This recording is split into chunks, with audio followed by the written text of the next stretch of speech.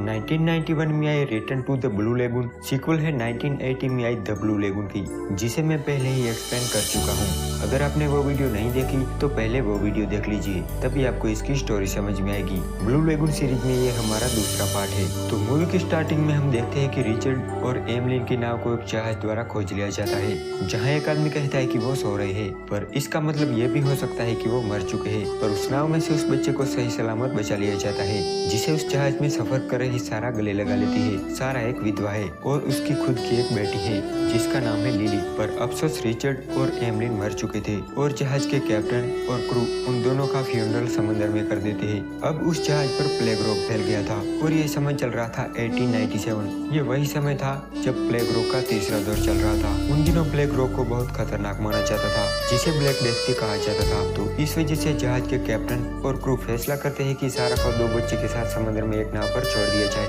इस उम्मीद में कि उन्हें कोई जहाज बचा लेगा या फिर वो कोई आइलैंड तक पहुंच जाए, क्योंकि इस जहाज पर तो उनका प्लेग से मरना तय था। तो उन्हें एक नाविक केनी के साथ रात को एक नाव पर समुद्र में उतार दिया जाता है। सुबह होती है और सारा केनी से एक कप पानी मांगती है, पर केनी उसे पानी देने से मना कर देता है। वो कहता है कि हमें पानी बचा कर रखना होगा। अब वो दिन बीत जाता है और रात भी बीत जाती है। अगली सुबह भूख और प्यास से वो बच्चे रोए जा रहे थे, पर केनी उन्हें एक कप पानी देने को तैयार नहीं था। उल्टा बच्चों के रोने की वजह से वो उन पर और सारा पर गुस्सा हो रहा था। वो सारा से कहता है कि बच्चों को चुप कराओ, पर जब वो बच्चे चुप नहीं हो रहे थे तब वो उन्हें उठा के समुद्र में फेंकने वाला था। पर तभी सारा उस पर पतवार से वार करती है और उसे मार देती है और समुद्र में फेंक देती है। अगले दिन तेज लहरों से उसकी आंख खुलती है। जब वो देखती है तो उसे सामने एक आइलैंड दिखाई देता है। तेज लहरों से बचते हुए वो उस आइलैंड पर पहुंचती है। भूख से उनकी हालत खराब हो गई थी। वो पास ही सिर छिपाने के लिए एक टेंट बनाती है। वो बच्चों को पानी पिलाती है और उसके बाद वो आइलैंड का मुआयना करती है, जहाँ उसे पीने के लिए साफ पानी मिलता है और खाने के लिए फ्रूट्स, जिससे वो बहुत खुश थी। तभी बारिश शुरू हो जाती है, जिससे वो बच्चों को लेकर वापस टेंट पर आती है। कुछ देर बाद बारिश रुक जाती है तो वो बच्चों को लेकर बीच पर पहुंचती है। अब इससे आगे उस लड़के को रिचर्ड नाम से बुलाया जाता है, तो हम भी उसे रिचर्ड ही कहेंगे। तो रिचर्ड सारा को एक घर की तरफ इशारा करता है, जो कि उनके पेरेंट्स यानी कि रिचर्ड और एमलिन का ही घर था, और ये वही आइलैंड था जिस पर सारा पहुंची थी। रिचर्ड दौड़ कर घर में जाता है और अपनी मॉम को ढूंढने लगता है, पर वो उसे कहीं नहीं दिखती, जिससे रिचर्ड रोने लगता है। तब सारा कहती है कि मैं ही तुम्हारी मॉम हूँ। उस घर में सारी चीजें वैसे ही पड़ी थी जैसे वो छोड़ के गए थे। अब सारा रिचर्ड और लिली के साथ उस घर में रहने लगी। एक रात जब वो बच्चों को सुला रही थी तब उसे ड्रम बजने की आवाज सुनाई देती है। जब वो बाहर निकल कर देखती है तो उसे कई सारी नौकाएं दिखती है। अब लिली और रिचर्ड उस आइलैंड पर बड़े हो रहे थे। वो नई नई चीजें सीख रहे थे। एक रात फिर से सारा को वो आवाज सुनाई देती है और उस घर में पड़े एक कागज से उसे पता चलता है कि हर 3 महीने में पूर्णिमा की रात को उस आइलैंड पर कोई आता था। तो वो तुरंत रोशनी बुझा के बच्चों को सुला देती है। ऐसे ही 8 साल बीत जाते हैं। अब रिचर्ड 10 साल का हो गया था, तो वहीं लिली 8 साल की। वो दोनों पूरा दिन एक साथ खेला करते थे। अब सारा उन बच्चों को लाइफ से रिलेटेड बातें बताती है। वो बताती है कि कैसे एक लड़का बड़ा होकर आदमी बनता है, तो वहीं कैसे एक लड़की बड़ी होकर औरत बनती है, और बड़े होने पर उनके शरीर में क्या क्या चेंजेस आते हैं। वो शादी से लेकर बच्चे होने तक का सारा प्रोसेस उन्हें बताती है और बच्चों के मन में जो भी डाउट्स थे उन्हें क्लियर करती है। एक दिन लिली और रिचर्ड मछली पकड़ने जाते हैं, जहाँ वो नाव को एक पत्थर के सहारे बांध के मछली पकड़ रहे थे। तभी वो रस्सी खुल जाती है और नाव तैर के किनारे तक पहुँच जाती है। अब उन्हें वापस किनारे तक आना था, पर पानी में शार्क घूम रही थी। यहाँ सारा बच्चों को ढूंढ रही थी और अब अंधेरा भी हो गया था। तो रिचर्ड पानी में एक मछली फेंकता है, जिससे उन्हें भागने का टाइम मिल सके, और इस तरह वो नाव तक पहुँचते हैं, जहाँ सारा उन दोनों को बहुत डांटती है, क्योंकि आज पूर्णिमा की रात थी। एक दिन बारिश के मौसम में सारा घर को ठीक करने जाती है, क्योंकि घर में पानी आ रहा था। पर उसके बाद से ही उसकी तबीयत खराब रहने लगी और उसे अब लग रहा था कि वो नहीं बचने वाली। तो वो रिचर्ड और सारा को अपनी मनपसंद जगह बताती है। वो रिचर्ड से कहती है कि मैं ही तुम्हारी सच्ची मॉम हूँ। अब वो खुद चलकर उस जगह पहुंची थी और वही दम तोड़ देती है। उसे निमोनिया हो गया था। लिली और रिचर्ड उसकी मनपसंद जगह पर उसे दफना देते हैं और अब लिली और रिचर्ड इस सुनसान आइलैंड पर अकेले थे, और ऐसे ही कई साल बीत जाते हैं। अब वो दोनों काफी बड़े हो गए थे। एक दिन रिचर्ड लिली को ईस्टर एग हंट के लिए चैलेंज करता है। एग हंट एक तरह का खेल होता है जिसमें उन्हीं के द्वारा छुपाए गए अंडों को ढूंढना होता है। पहले तो लिली मना कर देती है पर बाद में वो मान जाती है। रिचर्ड कहता है कि जो सबसे ज्यादा अंडे इकट्ठा करेगा उसे प्राइज मिलेगी। लिली कहती है कि कैसी प्राइज? तो रिचर्ड कहता है कि वो कुछ भी हो सकता है। अब वो गेम स्टार्ट करते हैं जिसमें लिली विनर रहती है। वो अपना प्राइज मांगती है तो रिचर्ड समंदर में गोता लगाकर एक शिप ढूंढ के लाता है और उसमें से मोती निकाल के लिली को देता है। अब रिचर्ड और लिली को अपने बारे में स्ट्रेंज थॉट्स आ रहे थे। वो एक दूसरे की तरफ अट्रैक्ट हो रहे थे। लिली अपनी बॉडी में आए चेंजेस की वजह से वो उसे नोटिस करती है तो वहीं रिचर्ड भी लिली को चुप चुप के देखा करता था। रिचर्ड हमेशा बीच से थोड़ी आगे मछली पकड़ने जाता था जहाँ वो कई बार शार्क को चकमा देके वहाँ से भाग जाता था। उसकी इस हरकत के लिए लिली भी उसे डांटती है तो रिचर्ड उसका मजाक उड़ाता है। वो कहता है कि तुम तो अपने आप को टच करती हो। लिली कहती है कि मैं ऐसा नहीं करती। तो रिचर्ड कहता है कि मैंने तुम्हें देखा था।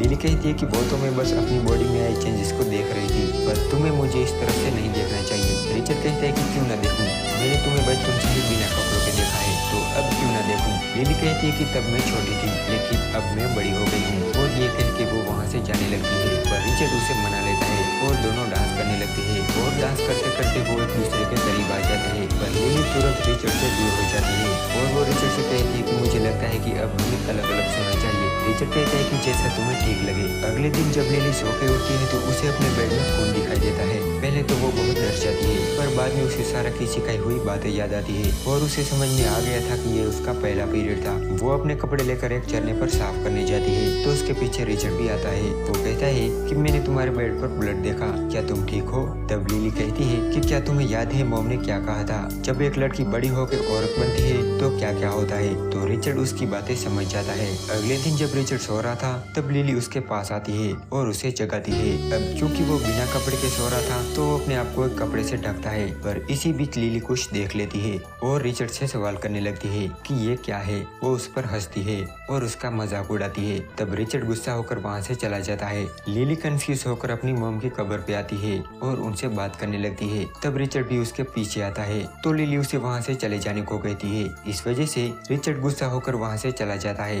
वो कहता है कि मैं आइलैंड की दूसरी तरफ जा रहा हूँ। लिली उसे रोकती है पर वो नहीं मानता और आइलैंड की दूसरी साइड चला जाता है जहाँ एक जगह पे उसे इंसानी खोपड़ी और कंकाल दिखाई देते हैं। ये वही जगह थी जहाँ वो जंगली आदिवासी इंसानी बलि देते थे। तभी उसे उन जंगली आदिवासियों की आवाज सुनाई देती है और अब रात होने वाली थी। रिचर्ड खुद को छिपाने के लिए अपने शरीर पर कीचड़ लगा देता है। इधर हम लिली को देखते हैं जो कि उसका वेट कर रही थी।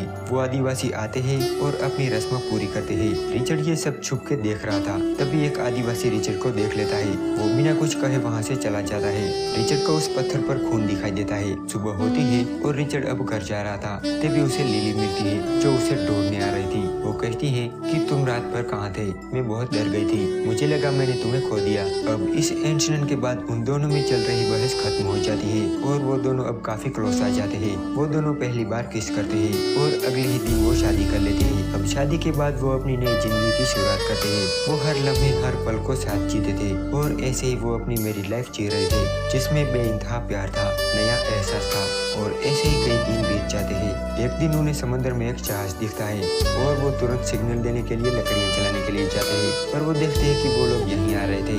उनके साथ एक लड़की भी थी और उनके पास एक राइफल भी थी। तो रिचर्ड और लिली उनसे मिलते हैं और उनका वेलकम करते हैं। वो कैप्टन जैकब थे और उनके साथ उनकी बिगड़ी हुई बेटी भी थी। वो यहाँ साफ और ताजे पानी के लिए आए थे। रिचर्ड और लिली के कपड़े देख के उन्हें बहुत अजीब लगता है। सिल्विया को लगता है कि वो दोनों भाई बहन हैं पर लिली कहती है कि हम हस्बैंड वाइफ है। ये सुन के सिल्विया चौंक जाती है। लिली कहती है कि 6 साल पहले उसकी मॉम की डेथ हो गई। वो यहाँ कब से है ये उन्हें नहीं पता, बस वो हर महीने की पूर्णिमा को गिनते हैं। रात को लिली और रिचर्ड उन लोगों को डिनर करवाते हैं। कैप्टन जैकब को उनका खाना बहुत पसंद आता है। रिचर्ड उन्हें अपने साथ वापस ले जाने को कहता है। सुबह जैकब उन दोनों को नए कपड़े और जूते देते हैं। इसी बीच सिल्विया रिचर्ड को पसंद करने लगी थी। वो उसे नोटिस कर रही थी। रिचर्ड उन्हें वो वाटरफॉल दिखाता है जहाँ साफ पानी मौजूद था तो वो लोग पानी भर रहे थे और रिचर्ड और लिली को ऐसे कपड़े पहनने की आदत नहीं थी तो वो कपड़े उतारकर पानी में कूद जाते हैं। सिल्विया अब किसी तरह लिली को उसके रास्ते से हटा के रिचर्ड को हासिल करना चाहती थी। एक रात वो रिचर्ड के साथ डांस करने लगती है जिसे देख लिली गुस्सा होकर वहाँ से चली जाती है। सुबह लिली मेकअप करती है। वो सिल्विया जैसी दिखना चाहती थी जिससे वो रिचर्ड का ध्यान खींच सके पर रिचर्ड जब वो मेकअप देखता है तब वो कहता है कि अपना मुंह धो लो। ये कहकर वो सिल्विया के साथ मछली पकड़ने चला जाता है जहाँ सिल्विया उसके करीब आने की कोशिश करती है। यहाँ लिली नहा रही थी पर उस पर पर कैप्टन के एक आदमी की नजर थी। जैसे ही वो बाहर आती है वो आदमी उसका पीछा करता है और उसे पकड़ लेता है। यहाँ बातों बातों में रिचर्ड सिल्विया को लिली कह के बुलाता है तो सिल्विया कहती है कि उसका नाम मत लो। रिचर्ड कहता है कि मैं उसके साथ पला बड़ा हूँ, मैंने उसके साथ शादी कर ली है, मैं उसे चीट नहीं कर सकता। तो सिल्विया उसे एक थप्पड़ मार देती है जिससे रिचर्ड उसे वहीं छोड़ के चला जाता है। यहाँ कैप्टन का आदमी क्वेंडल लिली के पीछे पड़ जाता है। वो उसे उस मोती के बारे में पूछ रहा था जो उसने लिली के बालों में देख लिया था। मोती मिलने के बाद वो उसके साथ जबरदस्ती करने लगा। तभी रिचर्ड आता है और दोनों में फाइट हो जाती है। वो रिचर्ड पर गोली भी चलाता है जिसकी आवाज दूसरे लोगों ने भी सुन ली थी। अब वो राइफल लेके उसके पीछे पड़ जाता है। वो उस पर कई गोलियां चलाता है पर सारी मिस हो जाती है। तभी रिचर्ड के पीछे भागते वक्त वो गिर जाता है जिससे उसके सर से खून बहने लगता है। रिचर्ड उसे ठीक वहीं ले आया था जहां वो शार्क को कई बार देख चुका है और वो शार्क उसका काम तमाम कर देती है। रिचर्ड वापस लिली के पास आता है और उसे कैप्टन के साथ वापस जाने की बात करता है पर लिली मना कर देती है। वो कहती है कि अगर तुम जाना चाहो तो जा सकते हो। साथ में वो ये भी कहती है कि वो प्रेग्नेंट है। तो अब वो लोग इस आइलैंड पर रह के उस आने वाले बच्चे को पालने का फैसला करते हैं और वो जहाज चला जाता है। कुछ दिनों बाद उन्हें एक बेटी होती है और हम देखते हैं कि वो सभी अपनी लाइफ में बहुत खुश है। और यहाँ ये मूवी एंड हो जाती है। इस मूवी के बारे में अगर आपको कोई सवाल है तो आप मुझे कमेंट करके बता सकते हो। अगर आपको ये वीडियो पसंद आया हो तो प्लीज इसे एक लाइक जरूर कर देना। इस मूवी का तीसरा पार्ट भी अवेलेबल है, अगर आपको देखना है तो आप मुझे कमेंट करके जरूर बताना, मैं एक्सप्लेन कर दूंगा।